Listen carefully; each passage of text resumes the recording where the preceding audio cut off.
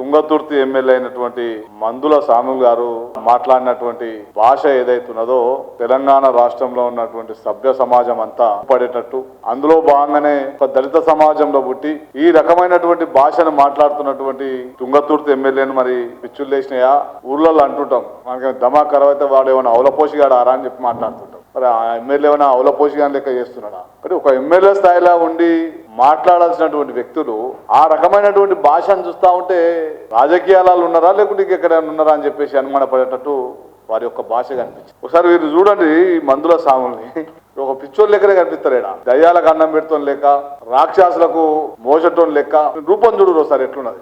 దయ్యం లెక్కనే కనిపిస్తున్నాడు కదా. కానీ దయ్యాలకు అన్నం పెడుతోడు, దయ్యాల మోసటోడు దేవుళ్ళకు సంబంధించినటువంటి వ్యక్తులను, ఈ హైందవ సమాజాన్ని కాపాడేటటువంటి వ్యక్తులను ఈ రకంగా భాష చేస్తాడేమని చెప్పేసి అనిపిస్తాం. వీడు ఒక వార్డు మెంబర్కి ఎక్కువ, సర్పంచ్కి తక్కువ, వార్డు మెంబర్కి ఎక్కువ, సర్పంచ్కి తక్కువ అనేటట్టు భాష ఏదైతున్నదో రోజు కాంగ్రెస్ పార్టీ సమాధానం చెప్పాల్సినటువంటి బాధ్యత ఉన్నది ఈ రోజు హైందవ సమాజానికి. వేద మంత్రాలతోని ఒకరిని ఆశీర్వాదం తీసుకొని వచ్చినటువంటి వ్యక్తులను అది ఏం మాట్లాడిండో ఆ వేద మంత్రాల గురించి తెలియనటువంటి వ్యవహారికం ఉన్నటువంటి ఒక ఎమ్మెల్యే గారు ఆ రకంగా భాష మాట్లాడితే ఏమనుకోవాలి? కానీ ఆ వేదిక మీద అనేక మంది ఎమ్మెల్యేలు ఉన్నారు, కాంగ్రెస్ సంబంధించినటువంటి సీనియర్ నాయకులు ఉన్నారు. ఇతను మాట్లాడుతూ ఉంటే వాళ్ళందరూ నవ్వుతా ఉన్నారు. ఇంతనన్నా సిగ్గుండాలి.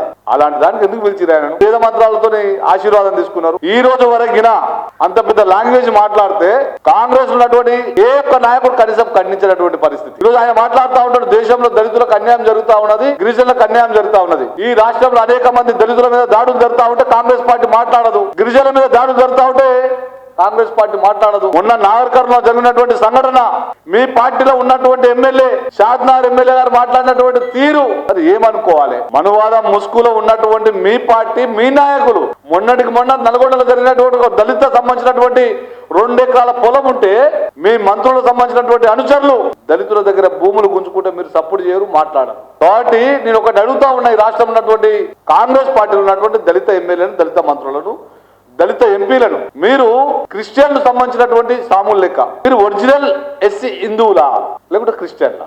మీరు క్రిస్టియన్ నుండి ఎస్సీ సర్టిఫికేట్ తీసుకొని రాజ్యాంగానికి వ్యతిరేకంగా బాబాసాహెబ్ అంబేద్కర్ ని మోసం చేస్తున్నటువంటి నాయకులు కాంగ్రెస్ ఉన్నటువంటి కాంగ్రెస్ దళిత ఎమ్మెల్యేలు, దళిత మంత్రులు. ఎందుకు మాట్లాడుతున్నామంటే ఈ సాములు అంటోడు భువనగిరిలో ఒక చర్చిలో పెళ్లి చేసుకున్నటువంటి వ్యక్తి. ఉడిపెల్లి మండలం ధర్మారం అనే గ్రామంలో దాదాపు 100 క్రిస్టియన్లే ఉంటారు. మీరు దళితులను మోసం చేస్తారు, మీరు రాజ్యాంగాన్ని మోసం చేస్తారు, మీరు బాబాసాహెబ్ అంబేద్కర్ ని మోసం చేస్తారు. మీ చరిత్ర అది. ఇంకా దందాలు చెప్తా మామూలుగా లేవు.